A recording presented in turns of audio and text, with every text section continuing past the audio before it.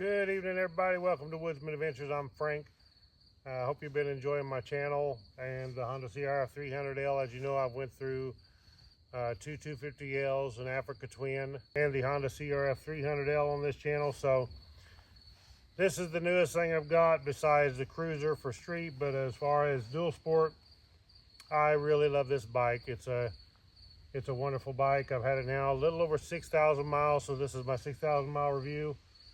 I've been really happy with it. I've done a few things to it. Of course, everything's not stock as far as the improvements I've done.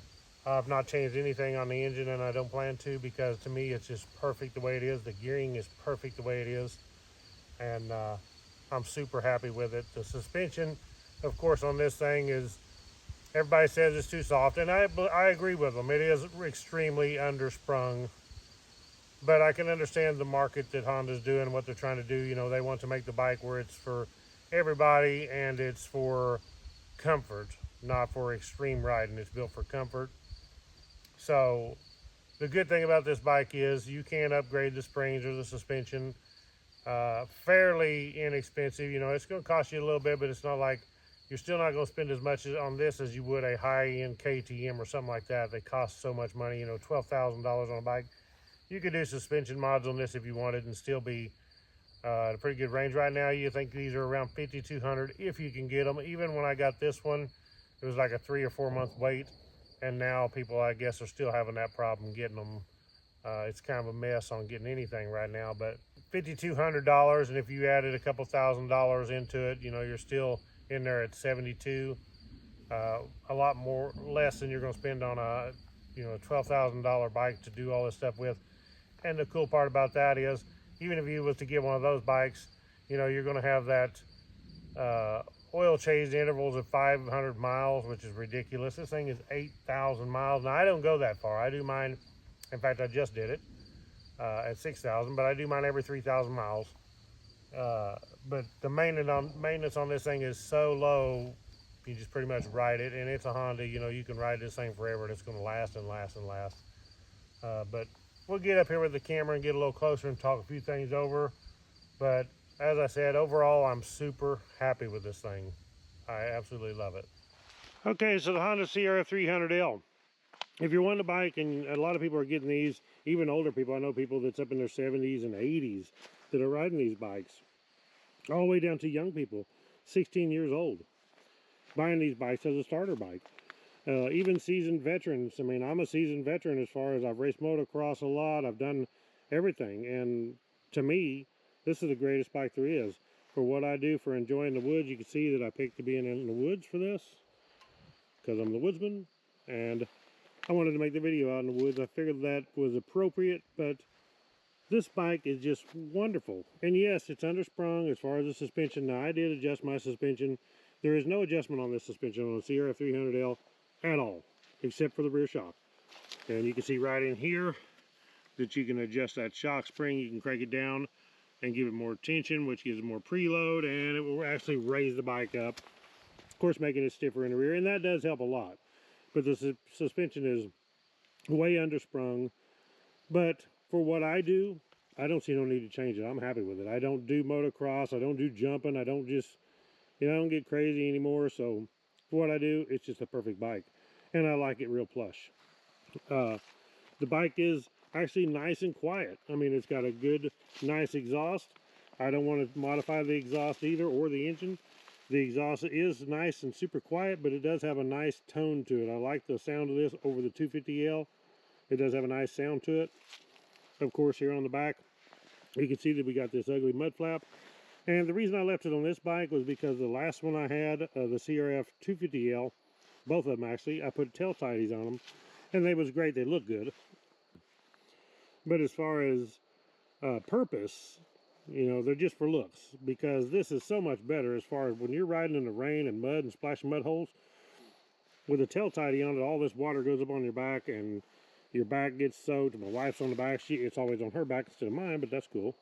So, so I do like this nice mud flap on there. I mean, as far as it's not like it's real sturdy or nothing.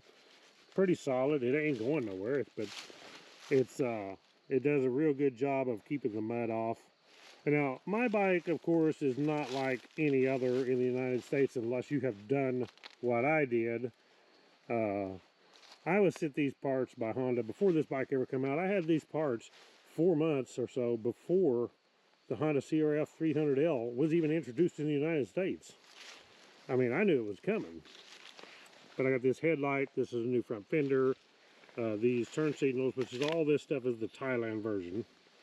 The turn signals, it's even a different dash mount that holds this instrument cluster. I got a new wiring harness, which is a totally different wiring harness on this bike than it is the United States version of the CRF300L. The rear LEDs, got them on here. So as far as just ignoring that part and just, you know, this is a United States version Honda CRF300LM, and it's the same thing other than, you know, I got the lights, but it does make it kind of cool. I like this a lot better. Hopefully someday that they'll put these on. I haven't had a word told to me yet that they would, but I'm hoping someday that they will put the LEDs on the United States version. So as far as the front suspension, super soft. You cannot adjust it at all. But the front suspension, I have to admit, is a lot better than the back suspension. It actually does a better job of soaking it up than the back. Usually when I've ever bottomed out, it's the back suspension hit a big old hole, the back suspension will bottom out. And actually, since I've cranked that spring up, it don't do it near as much. When you get it from the factory, the seat height is pretty low, but when you sit on it, the bike squats so much, your seat height is really low. So with it being so soft, you hit a big old pothole with this back tire and it'll bottom that suspension out. But other than that, you know, and like I said, I cranked the spring up and made it stiffer, especially for going 2 up, and I've not had a problem with it. It does fine for me, but it don't get extreme, like I said. The front disc brakes are good. I wouldn't say they're amazing. It does have stopping power, but it's not amazing stopping power. I've rode things that are a lot better. Okay, so the battery on my other camera went dead, so now I'm on my phone. If you wonder what happened to the video there, a little glitch. But as I was saying, the front brakes are, you know, they're okay. They do a good job of stopping it. They could be better, yes, if you was wanting to get hardcore. But as far as just dual sport riding in general, what you would do with this style bike, they do a great job. The back brakes are actually seem to be better than the front. Both brakes are spongy, and that's because of the brake lines. I think, you know, when you pull the brake lever, well, they're kind of spongy, and I think it's because the brake lines, they do kind of swell when you squeeze on them. You can actually get braided brake lines and put on there, and that won't happen. You'll get a lot more responsiveness out of the brakes, so front and rear. My CRF250L, I had some Galfer brake lines, and they did a great job. Now, moving on around, it does have one radiator on this bike instead of 2. A lot of people think that it has 2, but it don't. It actually has a radiator on this side, and then over this side it has the reservoir for the radiator, which has got the antifreeze in it, some of it. But people talk about the heat also, and this thing does have a problem with it runs hotter for some reason than the CRF250L did. I don't have a problem. I guess I don't hug my leg up against this, but the heat passes through. There's a fan right in here, and when it kicks in, especially, or the air is moving, especially if you're going real slow, well, the air will come through here and that heat gets on your leg. And I do notice it. It's not bothersome to me because I don't wear shorts, so it don't seem to be a problem. But it does get hot as far as the air coming through there. The bike don't overheat. Now, there was an instance where I was off woods riding and this bike died on me. And it took a while for me to figure out what it was, and I actually had it happen again when I done the same thing to try it. And what I believe it was is putting too much gas in this gas tank. There's a couple bars in here, and you're supposed to stop your fuel when you put it in at that bars and stop right there. Don't overfill it, because I believe that the gas expands when it gets hot, and it will boil over out of the overflow into the charcoal canister. And then when it does that, it makes it where this thing will stall out. That's what I believe it is. And it wasn't a problem. It would die. You can start back up and go. And then just, you know, after you get some air flowing and cools down a little bit, it was fine. But it did happen a couple times, and that's both times when I overfilled it with fuel. So this bike is super handy because it's so ergonomic when you're sitting on the seat. And this is not factory seat. This is actually a Seat Concepts. The factory seat, some people say it's good. I think it's terrible. For me, weighing around 200, a little over. I think it's terrible, but the seat concepts, XL seat's a lot better. But this video is not about the upgrades that I've done to the bike, so I don't want to get too much into that. But like I said, the ergonomics is great. Now they did put, compared to my Honda street bike, the horn is on top, the blinkers are down here, and on the street bike it's opposite. So because them two are different, well, on one or the other I'm messing up because I get used to this one, and I ride that one, I get used to it. But it's okay once you get used to it. And of course the handlebars that come on this are just cheap steel handlebars, but they do a good job as long as you're not crashing. And you can get aluminum bars like this, but I can tell you now, even if you have aluminum bars, if you crash hard enough, you can bend them too. They're just going to cost you a lot more when you have to go replace them. The display on this thing is great. I love the display on the Honda CRF300L. They really improved it over the 250L. They added the gear indicator, which is super nice. So I was always going up to 6th gear and not know I'm on 6th gear and trying to shift up again. Well, this one here, the indicator tells you when you're in first, neutral, second, third, fourth, fifth, and sixth. Very nice. It does have your fuel mileage per gallon. I got it on the average, and you can see my average right now, and that's pretty much all the time. I hardly ever mess with this. So 75.3 mile a gallon average, and that's me riding back and forth to work. Look at these fuzzy gloves. Anyway, but that is amazing mileage. Compared to driving a vehicle back and forth, I save a ton in gas. Now, you can't buy a motorcycle, in my opinion, expecting to save gas, because by the time you add up the price of the motorcycle, you could buy a lot of fuel for that. Also has a nice gas gauge, a nice tachometer. It does have the time on it. It has a trip meter.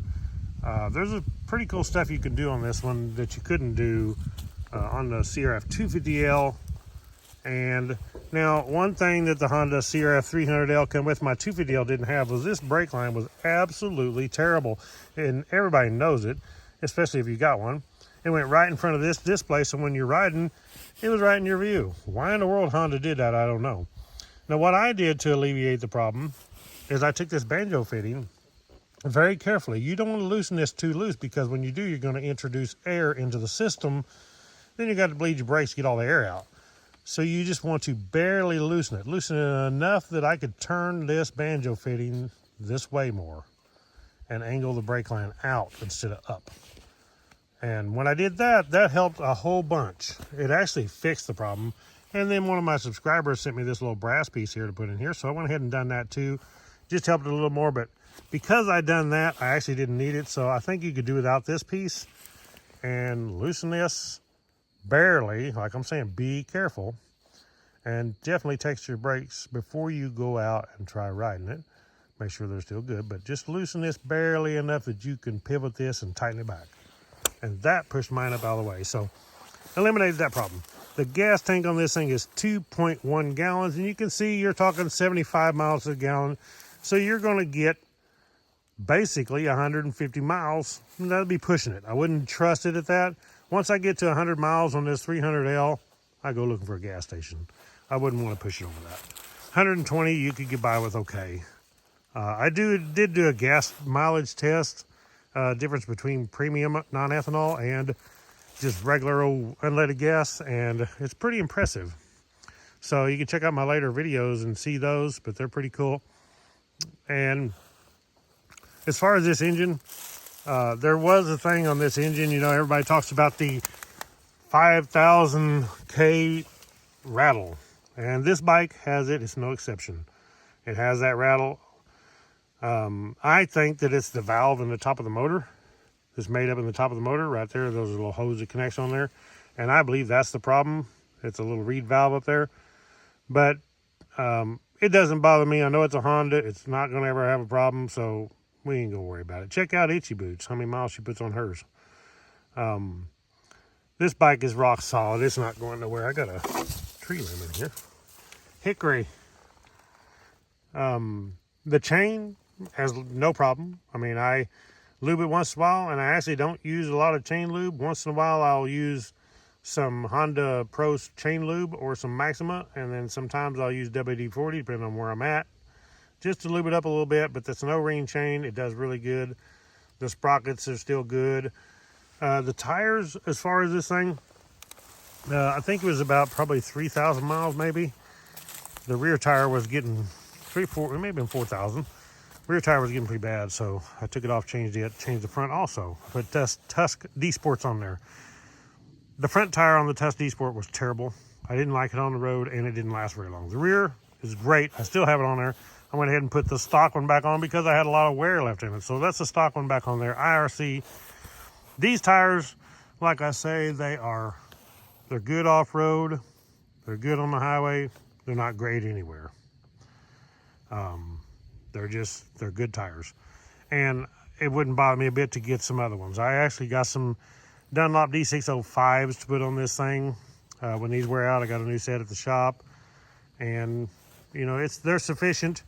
They're like stock off the KLX 300, but we're going to put them on this one and try them out anyway. I do like Dunlop tires.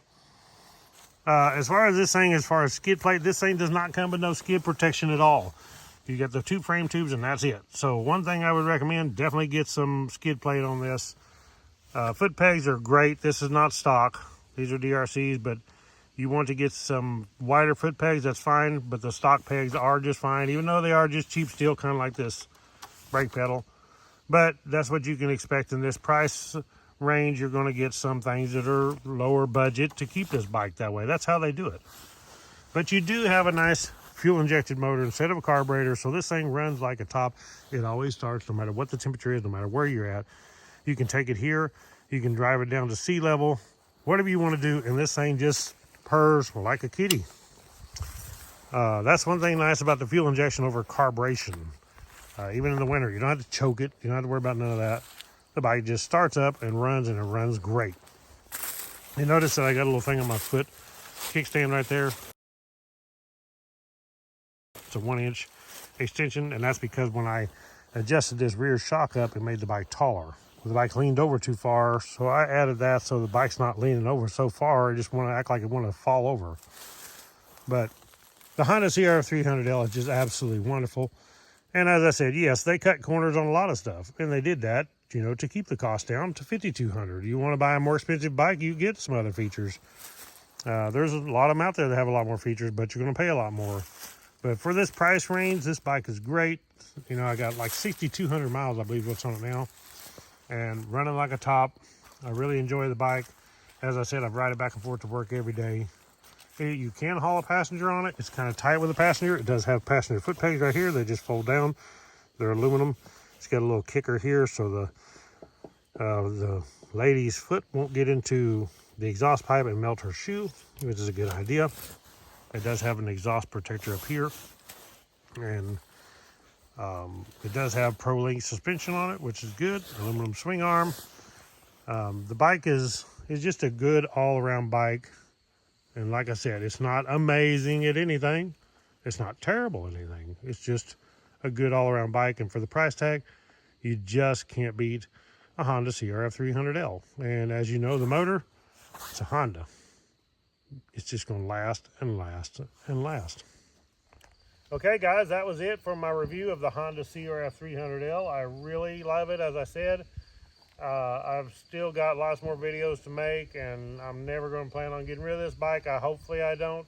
Maybe I have to, when I get old, I could strap some oxygen bottles on it or something. And maybe on the rack here, I could put my walker so I could get off and use the walker or something.